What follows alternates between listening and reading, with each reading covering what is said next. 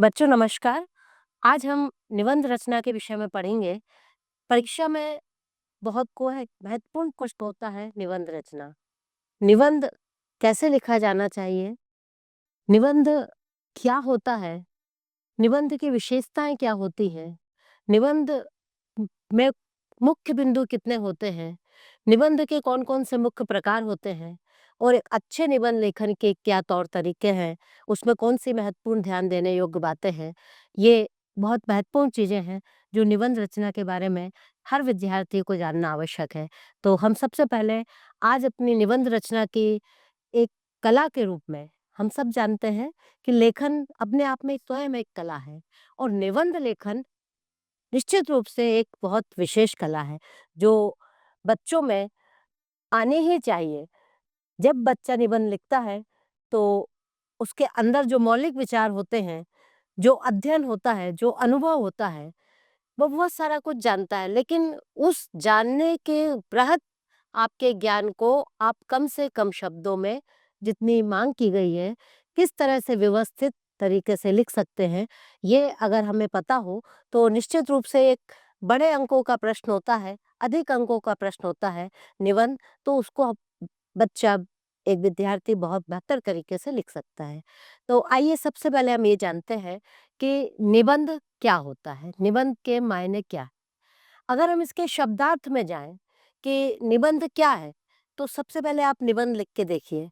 जब हम निबंध लिखते हैं तो नि, धन, बंध शब्द हमें प्राप्त होता है। नि का अर्थ होता है कि विशेष रूप से गहरा और बंध का अर्थ होता है बंधा हुआ। जो अच्छी तरह से बंधी हुई रचना होती है, वो निबंध कहलाती है। निबंध हमारे विचारों को, हमारे ज्ञान को, हमारी लेखन कला को प्रदर्शित करने का सबसे अच्छा साहित्य की विधा मानी जा सकती है। जब हम इसकी परिभाषाओं में जाते हैं, तो आचार्य रामचंद्र शुक्ल ने बहुत कम शब्दों में लेकिन बहुत सटीक परिभाषा दी है। उन्होंने कहा कि यदि लेखकों और कवियों की कसौटी गद्य है, तो गद्य की कसौटी निबंध है। अर्थात गद्य की बहुत सारी विधाएं होती हैं। उपन्यास, नाटक, एकांकी, कहानी, कथा, रिपोर्टाज, इस तरह की बहुत सारी हैं। लेकिन निबंध जब गद्य रचना में लिखा जाता है, तो बड़ा कठिन होता है। कठिन इसलिए होता है कि जब भी किसी बिंदु पर हम बात करते हैं, तो उसके बहुत सारे पक्ष उभर कर हमारे सामने आ जाते हैं।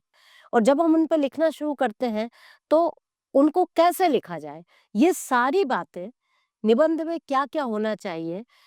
हिंदी साहित्य के एक प्रख्यात निबंधकार हैं बाबू गुलाब राय। उन्होंने जो परिभाषा दी है, उस परिभाषा में ये बहुत अच्छे से बताया गया है कि एक बहुत बेहतरीन अच्छे निबंध में कौन-कौन सी बातें होना चाहिए, वो सारी बातें उनकी निबंध की परिभाषा में आ गई हैं। देखिए, हम इस परिभाषा को देखते हैं कि निबंध उस गद्य रचना को कहते हैं। निबंध किसको कहते हैं? निबंध उस गद्य रचना को कहते हैं जिसमें एक सीमित आकार के भीतर, किसके भीतर? सीमित आकार यानी सीमा बनाई गई। वो सीमा काय की है? शब्दों की। सीमित आकार के भीतर किसी विषय का वर्णन या प्रतिपादन एक विशेष निजीपन, स्वच्छंदता, सौष्ठव और सजीवता तथा आवश्यक संगति और संबद्धता के साथ किया गया हो। कितनी सारी बातें इस परिभाषा के अंतर्गत आई हैं, जो अपने आप में स्पष्ट कर देती हैं कि निबंध में निजीपन होता है। निजीपन यानी मौलिकता। इस बिंदु पर हम निबंध लिख रहे हैं, उसमें हमारे स्वयं के क्या विचार हैं, उसको हम डालते हैं, वो उसमें कहलाती है निजीपन। स्वच्छंदता और सौष्ठव, आप उसमें लिखने के लिए स्वतंत्र हैं। जब आप निबंध लिखते हैं, तो आप अपने विचारों के प्रवाह के अनुसार निबंध को लिख सकते हैं, तो उसमें स्वच्छंदता रहती है। सौष्ठव, उसकी सुंदरता, उसकी प्रगाढ़ता, ये उसके अंतर्गत आना चाहिए। सजीवता और आवश्यक संगति एवं संबद्धता। सजीवता, जब रचना स्वयं बोल उठे, रचना कहे कि मैं ये हूँ, ये लिखा गया है, उसको कहते हैं सजीव, मानवीकरण। तो निबंध की रचना में सजीवता एक बहुत महत्वपूर्ण चीज होती है। जिस निबंध में सजीवता होती है, वो निबंध हमें जीता जागता लगता है, वो निबंध बहुत प्रभावशाली होता है। और उसके साथ-साथ सजीवता के साथ-साथ संबद्धता। संबद्धता का क्या अर्थ है? संबद्धता यानी एक दूसरी बातों से संबद्ध होना। ऐसा नहीं कि निबंध बड़ी रचना है तो हम कहीं कुछ कह रहे हैं, उसी निबंध में हम कुछ और कहने लगे, फिर हमारे विचारों की तारतम्यता छूट गई, हम विषयांतर हो गए, तो फिर एक और बात कहने लगे। ऐसा कहने से निबंध में जो संबद्धता होती है वो कट जाती है। इसीलिए बाबू गुलाब राय ने उसकी जब परिभाषा बनाई तो इन चीज़ों को सामने रखा कि इतनी चीज़ें होने पर अगर आप व्यवस्थित रूप से उस बात को लिखते हैं, तो वो एक अच्छा निबंध है। निबंध लेखन अच्छा है और निबंध में सारी बातें आती हैं। एक चीज़ और है, जब हम निबंध को लिखते हैं, तो हमारे पास परीक्षा के समय हम यदि उसी दृष्टि से इस चीज़ को समझें, तो अधिकतर बच्चे क्या करते हैं कि निबंध को परीक्षा में सोचते हैं कि ये बड़ा प्रश्न है, अधिक अंकों का है, इसको हम आखिरी में लिखेंगे। और जब लास्ट में लिखते हैं तो देखते हैं कि समय बहुत कम बचा है। तो उस सीमित समय में एक कुशब्द सीमा निश्चित है, समय भी सीमित है, तो आप एक बेहतर निबंध लिखें, तो इन बातों का ध्यान रखें। तो मुझे लगता है कि 10 मिनट भी यदि आपने निबंध लिखने को दिए हैं, 12-15 मिनट भी दिए हैं, तो एक बहुत अच्छा निबंध, एक उत्कृष्ट निबंध, एक ऐसा सजीव निबंध आप लिख सकते हैं जिसमें इन सब विशेषताओं का समावेश किया जा सकता है। तो ऐसी कौन-कौन सी विशेषताएँ हैं बच्चों जो एक अच्छे पूर्ण परिपक्व निबंध में आनी ही चाहिए? अगर आप ध्यान दें तो इन विशेषताओं में कुछ बात वैसे तो बहुत सारी होती हैं क्योंकि स्वतंत्र रचना है। लेकिन फिर भी यदि आप उसको बंधना चाहें, देखना चाहें, समझना चाहें कि एक अच्छे निबंध के लिए मुझे कौन-कौन सी चीज़ें जानना चाहिए। तो हम उनको देख सकते हैं क्रमबद्ध तरीके से। सबसे पहले है भाषा उसकी जो है, एक बात ध्यान रखेंगे कि जब भी हम मौलिक काम करते हैं, निबंध लिखें या कविता लिखें या कुछ और भी लिखें, मौलिक लिखें, तो सबसे पहली चीज़ जो प्रभाव डालने की होती है, वो होती है उसकी भाषा। निबंध की भाषा हमेशा कैसी होनी चाहिए? विषय अनुरूप। भाषा पे हम और चर्चा करेंगे, लेकिन उसकी जो पहली शर्त है वो है विषय के अनुरूप। अब इससे क्या अर्थ निकला? विषय के अनुरूप होने के क्या मायने हुए? इसका अर्थ हुआ कि विषय अलग-अलग तरह के, अलग-अलग क्षेत्र के हो सकते हैं। अगर मान लीजिए आप विज्ञान का निबंध लिख रहे हैं, तो विज्ञान का निबंध आप लिखेंगे, तो विज्ञान संबंधी जो शब्दावली है, उसका समावेश होना चाहिए। अगर आप साहित्य या समाज इससे जुड़ा हुआ निबंध लिख रहे हैं, तो आपकी जो भाषा है, वो साहित्यनिष्ठ होनी चाहिए, परिष्कृत होना चाहिए। यदि आप खेल का निबंध लिख रहे हैं, आपका विषय आया है जो खेल या क्रीड़ा से संबंधित है, तो निश्चित रूप से कि जब आप खेल का विषय लिखें, तो जो खेल की शब्दावली होती है, उत्साहजनक शब्दावली होती है। खेल के जो हर खेल के अलग-अलग नियम या अलग-अलग उसमें जो शब्द आते हैं, उनका यदि आप प्रयोग करेंगे, तो निश्चित रूप से आपकी जो भाषा होगी, वो निबंध के अनुरूप जो विषय दिया गया है, उससे मेल खाती हुई बनेगी। तो इस बात का हमें ध्यान रखना चाहिए। दूसरी बात है, निबंध लिखने में एक विशेषता होती है तारतम्यता। निबंध जब हम शुरू करते हैं, तो हमारे विचारों का जो प्रवाह आ रहा है, उसमें एक तारतम्यता, एक आपस में जैसा कि अभी बता रहे थे हम गुलाब राय की परिभाषा में एक संबद्धता होनी चाहिए।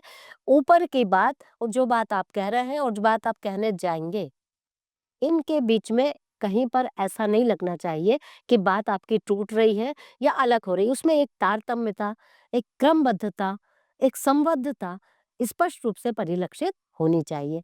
एक विशेषता उसकी है कि सभी विषयगत जितने भी उसके पक्ष हैं, कैसे विषयगत पक्ष हो सकते हैं?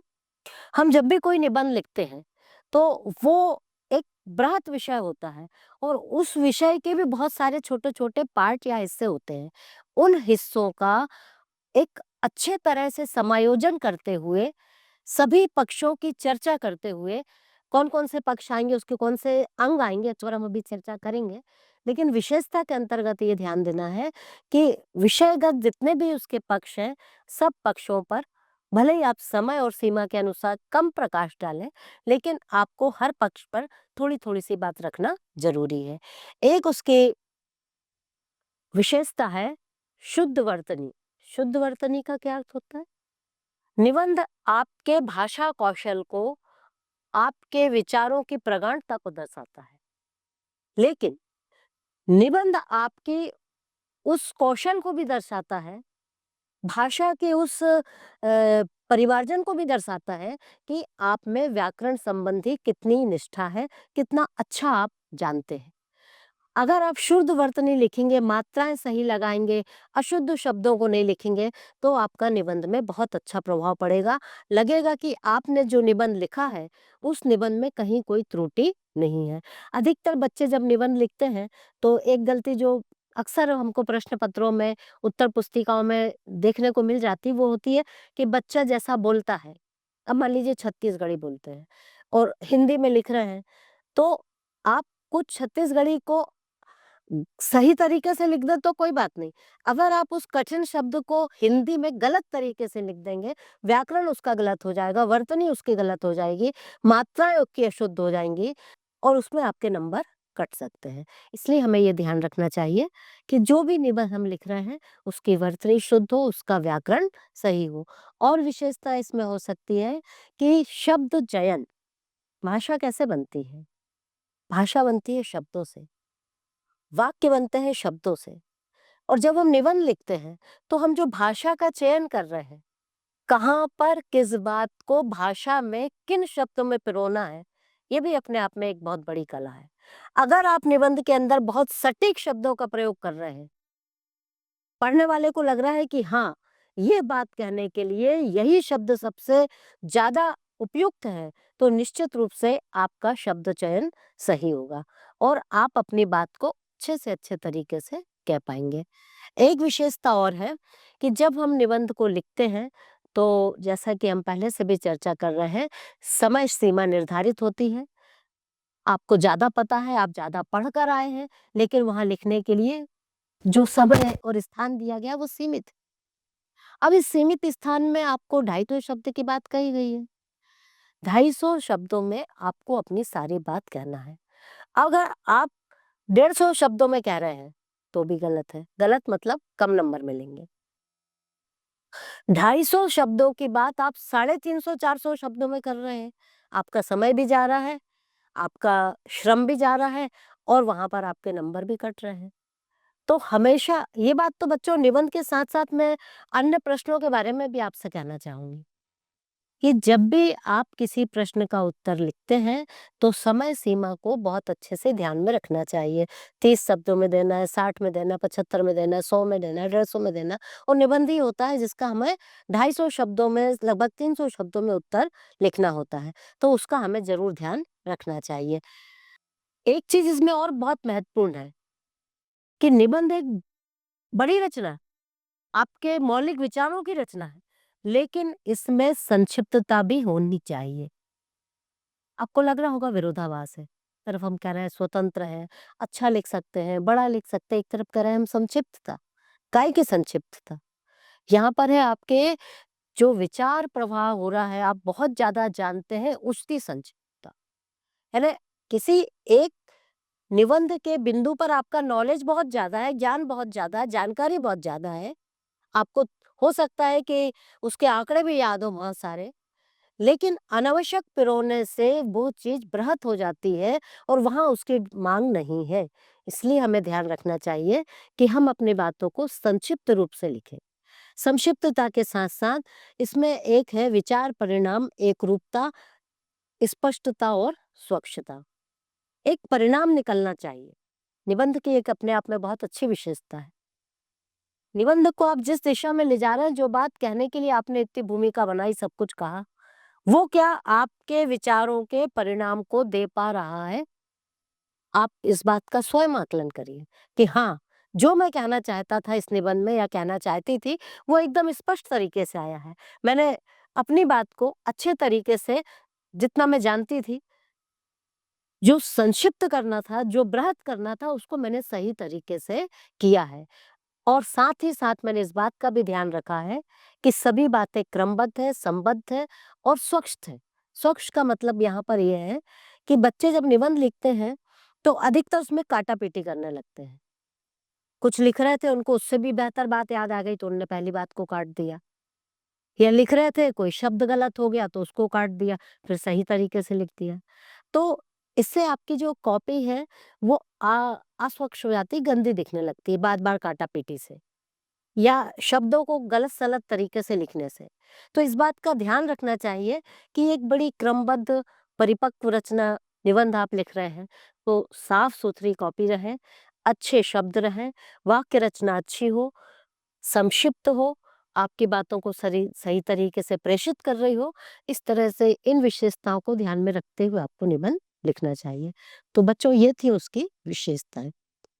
निबंध के 3 मुख्य अंग या भाग होते हैं। इसका भी सब बच्चों को बहुत अच्छे से ध्यान रखना चाहिए। और ये जो 3 भाग हैं निबंध के, इन तीनों भागों का जो वेटेज है, जिस तरीके से वो जितनी डिमांड कर रहे हैं, उसके अनुरूप उसको लिखना चाहिए। सबसे पहले हम समझते हैं कि 3 भाग कौन से हैं। निबंध रचना का सबसे पहला भाग होता है उसकी प्रस्तावना या भूमिका।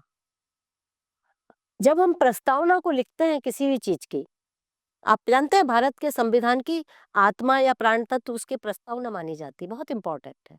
किसी भी निबंध की जो प्रस्तावना होती है वो उसकी आत्मा है, वो उसका वो चीज है कि उस प्रस्तावना को पढ़कर आप निबंध के अंत तक को समझ सकते हैं।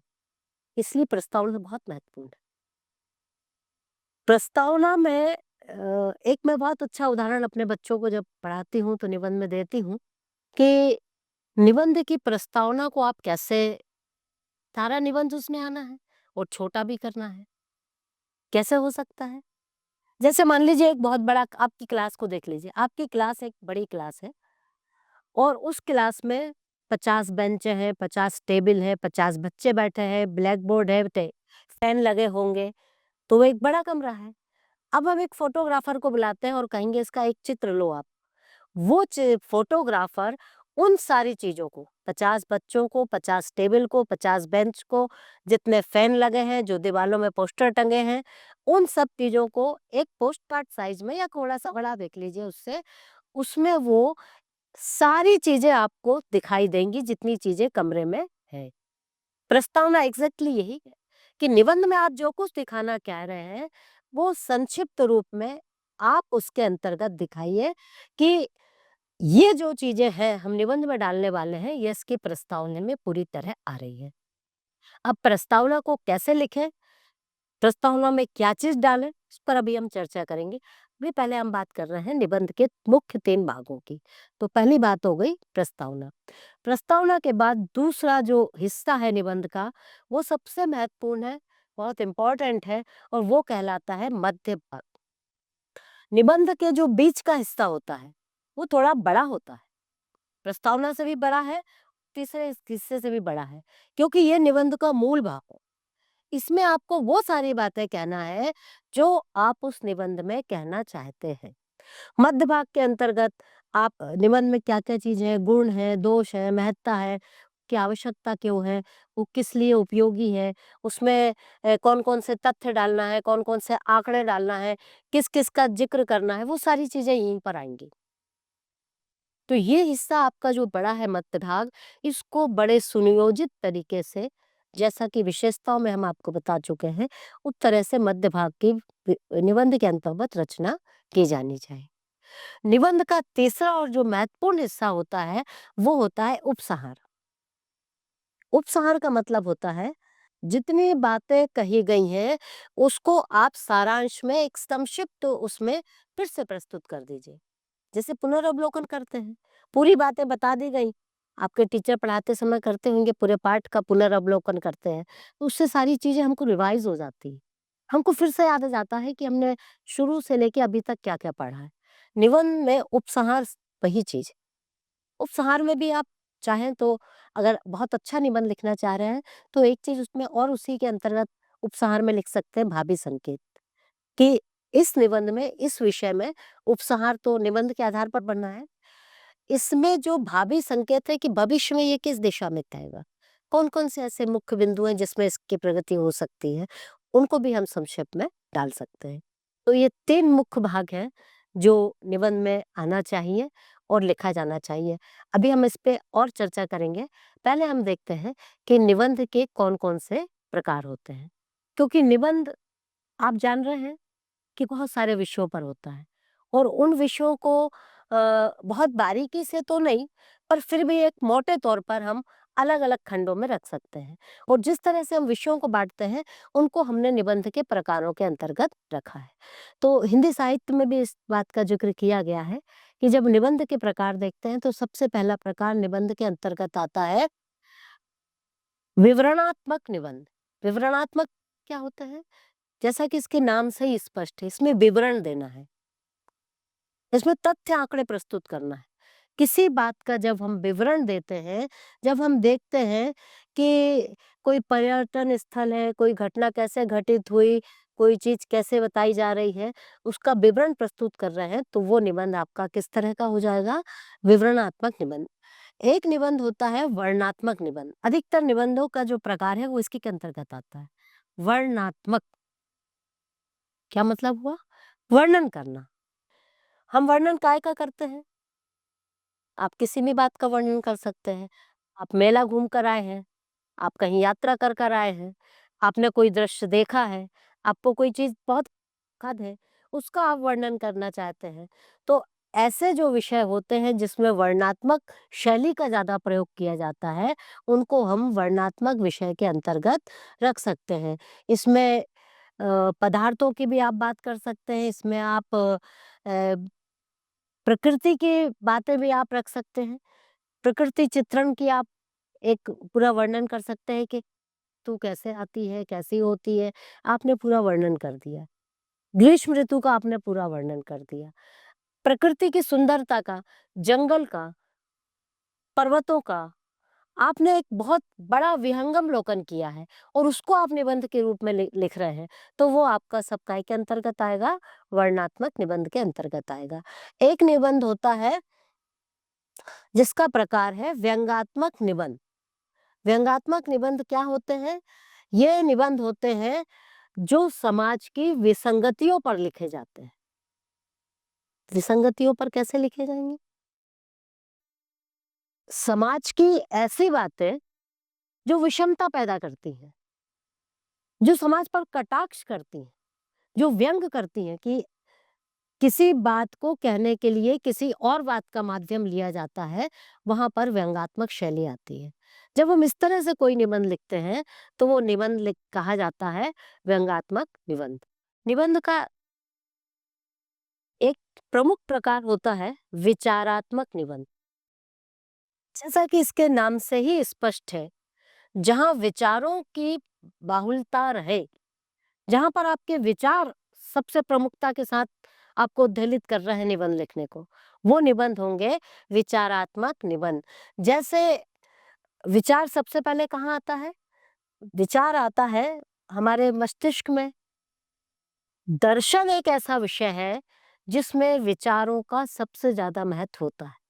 दर्शन पहले एक बृहत विषय था, बहुत सारी शाखाओं प्रशाखाओं में बँट गया है, तो उसके अंतर्गत आप देख सकते हैं अर्थशास्त्र हो सकता है, राजनीति हो सकती है, विज्ञान हो सकता है, धर्म हो सकता है या संस्कृति हो सकती है। ये उसके महत्वपूर्ण विषय हैं, जिन पर आप निबंध लिख सकते हैं। जब इन विषयों पर हम निबंध लिखते हैं, तो निश्चित रूप से ये जो विषय है, ये परिपक्व विचारों की माँग करते हैं। दर्शन पर हम कोई बात कर रहे हैं और हमारे में उसमें विचार शामिल नहीं है, तो वो दर्शन ही नहीं।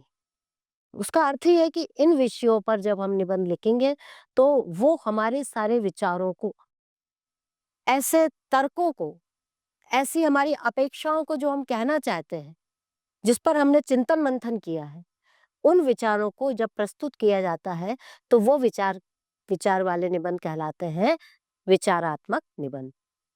इसके बाद एक प्रकार और है, बड़ा महत्वपूर्ण प्रकार है, वो है भावात्मक निबंध। जैसा कि इसके नाम से ही स्पष्ट है, जहाँ भावों की प्रमुखता हो, है ना? बहुत सारी बातें मन की होती हैं, जो हमारे भावों के साथ उठती हैं और उनमें हम बहुत ज़्यादा उतना विचारशील नहीं होना चाहते, लेकिन हम भावात्मक रूप से बहुत मजबूत होते हैं।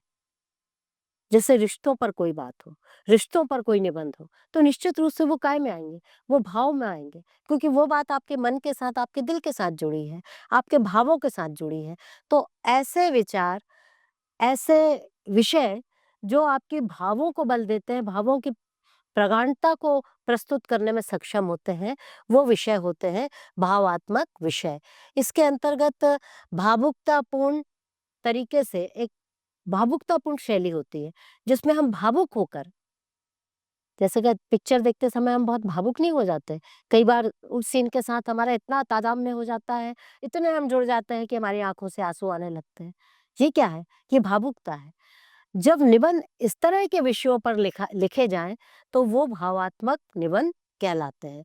जो भावात्मक निबंध होते हैं, इन निबंधों में भावना प्रधान होती है, और भावना प्रधान होने के कारण ये निबंध जो होते हैं, ये हमारे मन और हमारे भावों के बहुत नज़दीक होते हैं। इसी तरह के एक निबंध और होते हैं जिनको हम कहते हैं ललित निबंध या आत्मकथ्य शैली में लिखा गया निबंध। आत्मपरक, आत्मपरक ऐसा निबंध जिसमें मैंने ही कुछ सोचा और मैं ही अपने विचारों को, अपने भावों को प्रस्तुत करना चाह रही हूँ, अपनी स्वयं के शैली में, आत्मकथ्य शैली में लिखना चाह रही हूँ, जैसे आत्मकथा होती है, उस तरह से, तो वो आत्मपरक निबंध कहलाते हैं। तो ये बच्चों थे निबंध के प्रकार, ललित निबंध होते हैं। बहुत सारे हिंदी साहित्य में ऐसे निबंध आपको जिनके अभी हम उदाहरण भी देखने को मिलेंगे, पढ़ने को मिलेंगे, जिनसे आप में के मन में लालित्य पैदा होता है। भाषा के प्रति एक आकर्षण पैदा होता है, जो आपको पढ़ने में इतना रुचिकर लगता है कि आपको लगता है कि जब तक मैं इस चीज़ को पूरा नहीं पढ़ लूँगी, मुझे संतुष्टि नहीं मिलेगी। तो ऐसे जो निबंध होते हैं, वो इसी तरह की शैलियों में लिखे जाते हैं। तो बच्चों, ये थे निबंध के प्रकार। आइए हम चर्चा करते हैं निबंध के बाद कि जब हम निबंध का प्रारंभ करें, यानी अब हम आ जाते हैं कहाँ? प्रस्तावना पर। निबंध को प्रारंभ करने के कौन-कौन से ऐसे तरीके हैं, कौन-कौन सी ऐसी बातें हैं, जिनसे आप एक बहुत प्रभावशाली और एक सुदृढ़ व्यवस्थित अच्छा निबंध लिख सकते हैं। तो सबसे पहले चीज़ उसके अंतर्गत आना चाहिए कि हमें प्रारंभ से ही निबंध को इस तरह की भाषा में, इस तरह की शैली में आकर्षक ढंग से लिखना है कि पढ़ने वाला जब उसको शुरू करे तो प्रस्तावना से लेके अंत तक पढ़ता ही चला जाए। अब हम प्रस्तावना में जो पहली लाइन लिखें, ये बहुत कठिन काम है। जब हम किसी चीज़ की शुरुआत करते हैं, तो हमारा सबसे ज़्यादा वैचारिक संघर्ष, भावात्मक संघर्ष तभी होता है कि हम इस चीज़ की शुरुआत कैसे करें? किसी चीज़ को शुरू करना ही उसका आधा काम हो जाने का प्रमाण देता है, अच्छे तरीके से आपने यदि शुरू कर दिया। तो निबंध को शुरू करने में अगर आप किसी विद्वान का मत, किसी महापुरुष की कोई सूक्ति, कोई बहुत अच्छा कथन या किसी की बहुत अच्छी काव्य की पंक्तियाँ, ऐसी कोई विश्वविख्यात चीज़ें जो अपने आप में सुप्रसिद्ध हैं, उनको यदि आप स्टार्टिंग में रखें और वहाँ से अपनी बात शुरू करें, तो एक अच्छा वो तरीका हो सकता है। इसके साथ-साथ जब आप अपनी बातों को महत्वपूर्ण सूक्ति के माध्यम से इन 3-4 चीज़ों के माध्यम से जब आप शुरू करते हैं, तो पहले ही से एक प्रभाव पड़ जाता है कि आगे चलकर कोई अच्छी बात होगी। अब हम इसमें और क्या कर सकते हैं? इसमें हम कुछ निबंधों में मौलिक लेखन होता है।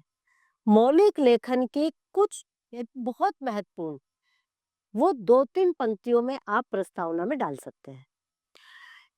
इसके बाद आपका फ़ोकस जो है, आपका जो ध्यान है, आपका जो केंद्र बिंदु है, वो कहाँ जाना चाहिए? वो जाना चाहिए आपका प्रस्तावना 2 या 3 अनुच्छेदों में आपकी प्रस्तावना समाप्त हो जाती है।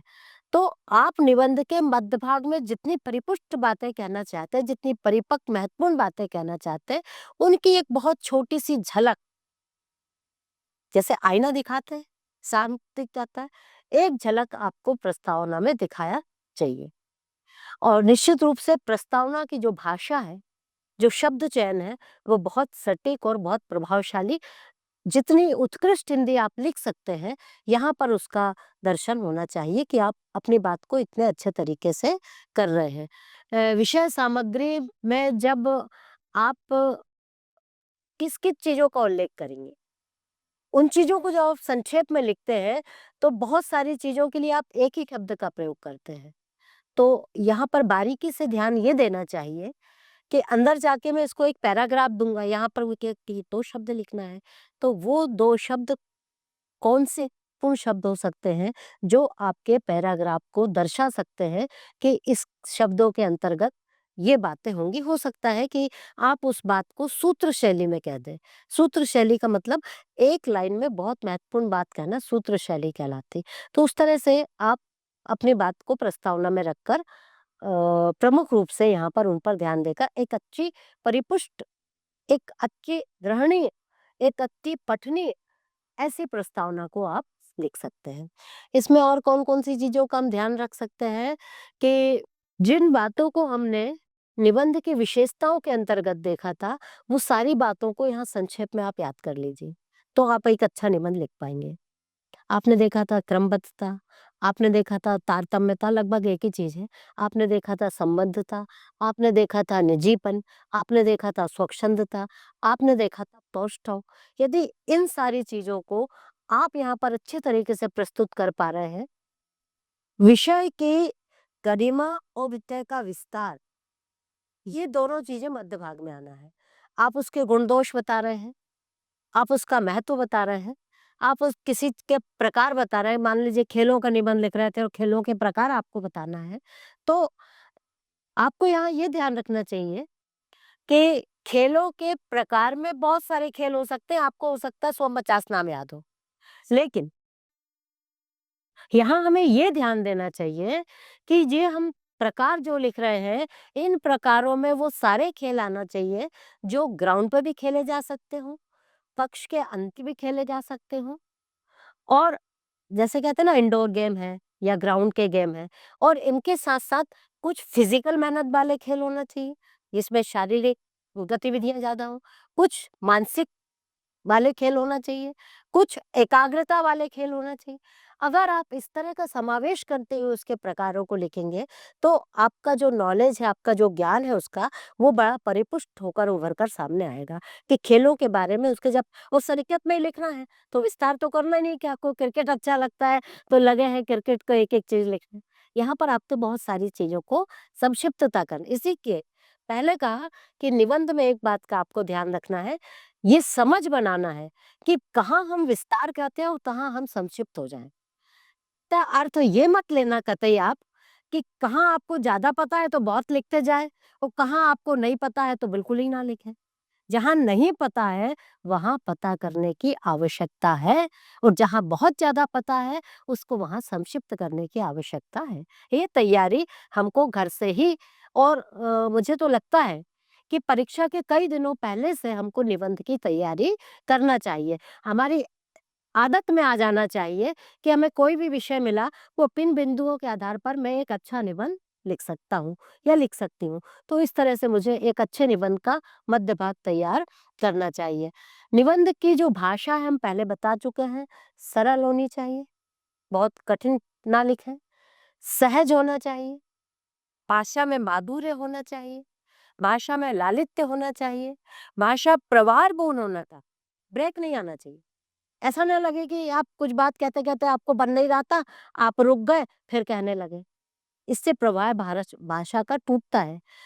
प्रवाहपूर्ण भाषा और उसके साथ-साथ प्रभावशाली बात, दोनों में अंतर है और दोनों होना चाहिए। प्रवाहपूर्ण माने आपकी क्रमबद्धता बहती जा रही है, बहुत सरल तरीके से आप फ़्लो कर रहे हैं और प्रभावशाली यानी आप उन शब्दों का चयन कर रहे हैं, जो किसी दूसरे मस्तिष्क में जाकर कुछ ना कुछ चमत्कार या प्रभाव पैदा करेंगे। इससे आपका निबंध बड़ा आकर्षक और प्रभावशाली बनेगा और आप किन बातों का ध्यान रख सकते हैं? आप ध्यान रख सकते हैं कि एक अच्छे निबंध में कुछ मुहावरे, कुछ लोकोक्तियाँ, कुछ सूक्तोक्तियाँ ज़रूर आना चाहिए। अगर आप मुहावरों का प्रयोग करते हैं, तो उसको कहते हैं मुहावरेदार भाषा। बहुत सारे हमारे निबंधकार हैं, बहुत सारे हमारे साहित्यकार हैं, जो इस तरह की भाषा का प्रयोग करते हैं। तो आप कैसे सीख पाएँगे? कहीं ज़बरदस्ती तो आप मुहावरा डाल नहीं सकते कि आप कुछ बात कह रहे हैं और आपको कोई मुहावरा याद आ गया तो जो मुहावरेदार भाषा बनाना वहीं रख दो। ये तो हो ही नहीं सकता। इसके लिए आपको ये पढ़ना चाहिए खाली समय में कि लेखक जब कोई भाषा लिखता है, कोई निबंध लिखता है, कोई गद्यांश लिखता है, कोई कहानी लिखता है, तो उसमें मुहावरे कैसे अपने आप आ जाते हैं। यानी बात को कहते-कहते बड़े सौम्य तरीके से, सहज तरीके से भाषा में मुहावरा का आना या लोकोक्ति का आना इतना सहज और सरल लगता है कि ये एकदम सही कह रहे हैं। इस तरह से आपको अपनी भाषा मुहावरेदार लोकोक्ति का समावेश करते हुए, सुपरोक्ति का समावेश करते हुए रखना चाहिए। और आप क्या कर सकते हैं, इसमें एक चीज़ और है, हमने पहले बात की थी, उसको और अच्छे से समझ लें कि वर्तनी के साथ-साथ, व्याकरण के साथ-साथ आपको इसमें ये दर्शाना चाहिए कि आपकी भाषा पर पकड़ बहुत अच्छी है। और पकड़ बहुत अच्छी आप कैसे बता पाएँगे? एक तो उसका तरीका शब्द चयन है, एक उसका तरीका वाक्य रचना है और एक उसका तरीका है कि विराम चिन्हों का या अन्य चिन्हों का आप बिल्कुल सही तरीके से प्रयोग करें, उचित जगह पर लगाएँ। कहाँ अल्पविराम लगेगा, कहाँ पूर्णविराम लगेगा, कहाँ अर्धविराम लगेगा, कहाँ विसर्ग लगेगा, कहाँ आपको रुककर कुछ कहना है तो कॉमा लगाना है। इन सब चीज़ों को जब आप बहुत बारीकी से समझेंगे, तो आपकी भाषा प्रांजल होगी, आपका लिखने का तरीका सही होगा और वर्तनी संबंधी या विराम चिन्हों संबंधी अशुद्धियाँ उसमें नहीं रहेंगी। तो बच्चों, इन बातों का आपको इसमें ध्यान रखना चाहिए। और आप क्या कर सकते हैं, आप इसमें एक चीज़ और रख सकते हैं कि जब आप निबंध लिखें और मध्य भाग को लिखें या उपसंहार को लिखें, तब आपके मन में ये चलना चाहिए कि मैंने अपनी जानी हुई, पढ़ी हुई सारी बातों को इसके अंदर प्रवेश कर दिया है। ये परिपूर्ण हो गया है और इतना पर्याप्त है। शब्द सीमा में बंध गया है, इसकी सारी बातें आ चुकी हैं। मैंने बहुत कुशलता से, बहुत सही तरीके से, बहुत सामंजस्य बनाते हुए अपने विचारों को, अपने भावनाओं को, अपनी जानकारियों को, अपने तथ्यों को, अपने पूरे ज्ञान को इसमें समाहित कर दिया है। तो आपके निबंध से लगेगा कि ये निबंध रचना एक परिपूर्ण रचना है। इसमें सब कुछ आ गया है जो इसके अंतर्गत आना चाहिए था। और इसमें आप क्या कर सकते हैं, इसमें आप एक चीज़ और कर सकते हैं और वो है कि निबंध जब आपका समापन की ओर है, आप उपसंहार लिख रहे हैं, आप अपनी कही गई सारी बातों को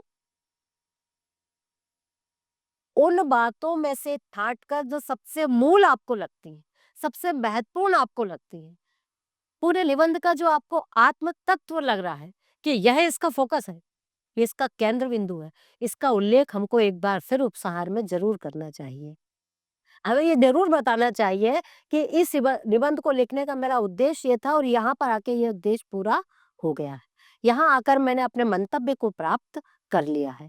उपसंहार में हम बहुत संक्षिप्तता के साथ अपनी उन सारी बातों का समावेश करें जो एक अच्छे निबंध की सारांश के रूप में, निष्कर्ष के रूप में बातें हैं, वो हमारे उपसंहार में आ गई हैं। और जैसा हमने पहले एक बात और कही थी कि कुछ 2-3 भावी संकेत, छोटे-छोटे बिंदु कि ये निबंध आज तक की स्थिति में तो ऐसा है, लेकिन आने वाले आप देख रहे हैं बच्चों कि कितनी तेज़ी से सारी चीज़ें बदल रही हैं। परिवर्तन प्रकृति का नियम है और चीज़ें बदलती रहती हैं। आपके विचार बदलते हैं, भावनाएँ बदलती हैं, साहित्य बदल रहा है। तो ये बदलते परिवेश में आपके निबंध का जो मंतव्य है, आने वाले समय में क्या हो सकता है, उसमें और क्या सुधार हो सकता है, क्या अच्छा आ सकता है, यदि आपको कुछ लगता है, तो 2-3 बिंदु उस पर आप डालें। और जैसा कि हमने शुरू में चर्चा की थी कि एक बहुत सुंदर प्यारी बात से आप इसकी शुरुआत करें, तो समापन में भी यही वाक्य है। निबंध का समापन कभी भी आधी-अधूरी लाइन से ना हो। हमने देखा है बच्चों कॉपियाँ जाँचते समय कि वो सर आ गए कॉपी छुड़ाने और कॉपी छुड़ा रहे हैं, तो आपने वहीं पर आधा ही वाक्य, आधा ही शब्द लिखा और वो कॉपी चिप दी गई। ऐसी स्थिति में आपका अंत अच्छा नहीं माना जाता। आप देख लीजिए, टाइम मैनेज कर लीजिए। आपको लगता है कि अब 2 ही मिनट बचे हैं, आपकी कॉपी लेना शुरू हो गया है, तो आप क्या करें? आप अपने विषय का अंत इतना प्यारा कर दीजिए 2-4 लाइनों से, जितना आप उस समय में उनके आते तक लिख सकते हैं, कि वो बात आपकी अधूरी ना रह जाए। और यहाँ इन्वर्टेड कॉमे किसी मूल बात को, किसी मुख्य बात को, किसी विद्वान के अभिमत को, कोई पंक्तियों को, कोई दोहा याद आ जाए, कोई अच्छी बात याद आ जाए, उसको आप वहाँ पर उद्धृत कर दीजिए। और यदि नाम पता है तो इससे अच्छी कोई बात नहीं हो सकती। हमारे भारतवर्ष में बहुत सारे महापुरुष हुए हैं, बहुत अच्छी बातें कह के गए हैं। उनमें से आपको 2-4 बातें तो कुछ ना कुछ याद होंगी, जो आपके विषय से संबंधित हो, तो किसी एक अच्छी बात के साथ अपने विषय का आपको समापन करना चाहिए। समापन करते समय ये लगना चाहिए कि बहुत सुंदर तरीके से, अच्छे तरीके से, कोई आपाधापी नहीं हुई है और आपकी बात पूरी हो गई है, निबंध रचना समाप्त हो गई है। अगर आपके पास समय और भी होता, तो आप इससे ज़्यादा नहीं लिखते, क्योंकि आप अपनी बात पूरी कह चुके हैं और आपने अच्छी सुंदर तरीके से, स्वच्छता के साथ, व्याकरण को ध्यान में रखते हुए अपनी बातें कही हैं, तो आपका निबंध यहाँ पर एक अच्छा निबंध पूरा हो जाता है। और इन निबंध को लिखने के बाद जब आपने एक अच्छा निबंध लिख लिया, तो आपको बहुत रिलैक्स लगेगा, बहुत अच्छा लगेगा कि आपने एक अच्छा काम किया। इसमें एक चीज़ और हम ध्यान रख सकते हैं, और वो चीज़ है निबंध के संबंध में कि आपके मन में एक प्रश्न हो सकता है आ रहा हो कि अभी तक के हिंदी साहित्य में जो निबंध आए हैं, मैं आधुनिक काल की ही चर्चा कर रही हूँ, क्योंकि हिंदी साहित्य का इतिहास बहुत बड़ा है।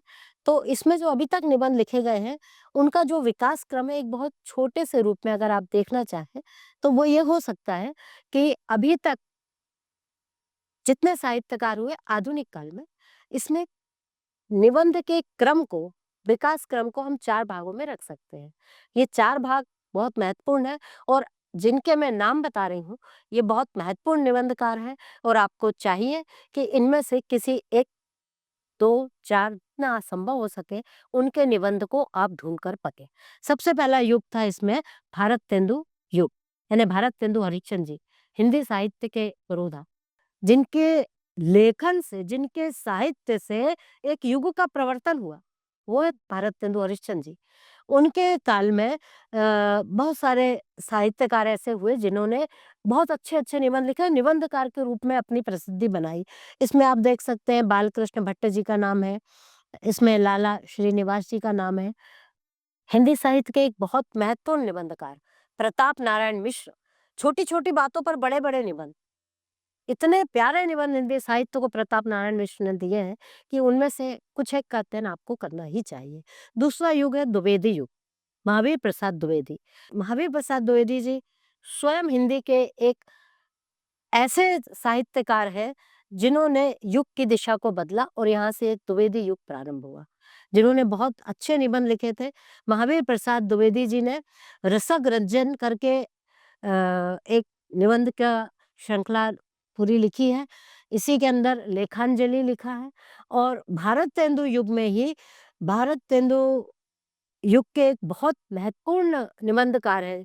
हो सकता है कि आपने उनका निबंध कोई पढ़ा हो, अध्यापक पूर्ण सिंह, और आचरण की सभ्यता, उनका बहुत प्रसिद्ध निबंध है। अगर आप हर युग के निबंधकार के एक-एक निबंध को पढ़ लें, तो भी आपका निबंध संबंधी जो ज्ञान है बहुत परिपक्व हो सकता है। इसके बाद शुक्ल युग आता है। शुक्ल युग यानी आचार्य रामचंद्र शुक्ल जी का युग, और आपको पता है कि हिंदी साहित्य में इनका एक बहुत बड़ा योगदान है। हिंदी साहित्य का इतिहास ही आपने लिखा है, और बहुत अच्छे निबंध, एक छोटे से विषय पर चिंतामणि करके इनकी एक निबंध संग्रह है, और भाग 1 और भाग 2 में बहुत सारे निबंध हैं। अगर आप एक छोटा-सा क्रोधी विषय ले लें, ऐसा निबंध उसमें कि आप सोच भी नहीं सकते कि इतनी चीज़ इसके अंतर्गत आ सकती। वो निबंध की कुशलता, निबंध की परिपक्वता, निबंध के सिद्धहस्त निबंधकार हैं। ऐसे निबंधों को आपको पढ़ना चाहिए। पद्मलाल पुन्नालाल बख्शी, एक नाम मैं विस्मृत हो रही थी, लेकिन अचानक मुझे याद आ गया, हमारे छत्तीसगढ़ के ही हैं। पद्मलाल पुन्नालाल बख्शी जी के निबंध बहुत ही पठनीय निबंध हैं। एक क्या लिखूं करके उनका निबंध है, जो कोर्स में भी चलता है। इतना प्यारा निबंध है कि एक छोटी सी बात कि क्या लिखूं पर उनने पूरा निबंध लेती, और ये पढ़ने योग्य है। आप बच्चों को ऐसे निबंधों को ज़रूर पढ़ना चाहिए। इसके बाद आता है शुक्लोत्तर युग। शुक्लोत्तर युग में मतलब आचार्य रामचंद्र शुक्ल के बाद जो निबंधकार हुए, उनने शुक्लोत्तर युग में निबंध लिखे बड़े, और वो आपके अभी-अभी के बीते हुए समय के निबंध हैं। इससे बहुत सारे निबंध आपको पढ़ने को मिल भी सकते हैं। इस युग के सबसे प्रमुख जो हुए, हजारी प्रसाद द्विवेदी। हजारी प्रसाद द्विवेदी की संस्कृत निष्ठ परिमार्जित भाषा में जब आप किसी हिंदी साहित्य के निबंध को पढ़ेंगे, बच्चों, आप नोट कर लीजिए ये बात कि हजारी प्रसाद द्विवेदी जी के निबंध पढ़ने के बाद आपकी भाषा अपने आप सुधर जाएगी। इतना परिष्कृत भाषा का आप प्रयोग करते हैं कि उनकी लाइनों को पढ़ने में आपको पढ़ते समय ज़रूर कठिनाई लगेगी कि कुछ कठिन लग रहा है, लेकिन जब आप उसको पढ़ेंगे, द्विवेदी जी के बारे में भी ये बात है, तो जब आप इनको पढ़ेंगे तो आपको लगेगा कि आपकी हिंदी अपने आप सुधर रही है और आप जैसा पहले बोलते लिखते थे उसमें निखार आ रहा है। इसमें इस युग के और भी बहुत सारे हमारे निबंधकार हैं। हजारी प्रसाद द्विवेदी जी की विचार और वितर्क उनका संग्रह का नाम है। एक और डॉक्टर नगेंद्र जी हैं, जिन्होंने बहुत अच्छे निबंध अभी लिखे हैं। सिया रामशरण गुप्त जी हैं, श्री राम शर्मा हैं, ऐसे बहुत सारे निबंधकार हैं, जिनके निबंधों को आप पढ़कर अपने निबंधों को लेखन को, उस शैली को और भी परिमार्जित कर सकते हैं, अच्छा बना सकते हैं। आप स्वयं एक श्रेष्ठ निबंधकार बन सकते हैं।